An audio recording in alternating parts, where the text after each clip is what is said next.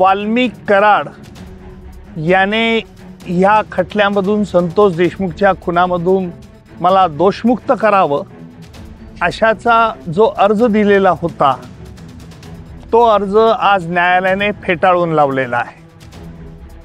त्याचा अर्ज फेटाळल्यानंतर लगेच दुसरा आरोपी विष्णू चाटे आणि इतर सर्व आरोपींनी आम्हाला या खटल्यातून वगळावं, दोषमुक्त करावे अशा तऱ्हेचा अर्ज दिला। त्यावरती मी जोरदार हरकत घेतली। न्यायालयाला सांगितलं की ही आरोपींची एक मोडस ऑपरेंडी आहे। आरोपींना एकदा जामीन, एकदा दोषमुक्तीचा अर्ज रिजेक्ट केल्यानंतर परत दुसऱ्याने करायचा, तिसऱ्याने करायचा, अशा रीतीने वेळेचा अपव्यय करायचं, खटला लांबवत न्यायचा हा त्यांचा प्रयत्न आहे।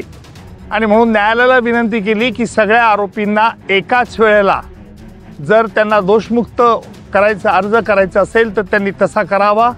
त्याप्रमाणे न्यायालयात आज विष्णू चाटेपासून इतर उर्वरित जे 7 आरोपी आहेत त्यांनी देखील आज दोषमुक्तीचा अर्ज केलेला आहे। त्यात न्यायालयात आज आम्ही त्या सगळ्या अर्जांना खुलासा दिलेला आहे आणि तसंच वाल्मिक कराडने स्वतःची जामिनावर मुक्तता करावी अशा तऱ्हेचा देखील अर्ज दिलेला आहे। त्याला देखील आज आम्ही आमचं म्हणणं आता देत आहोत, त्याला देखील आम्ही विरोध करत आहोत।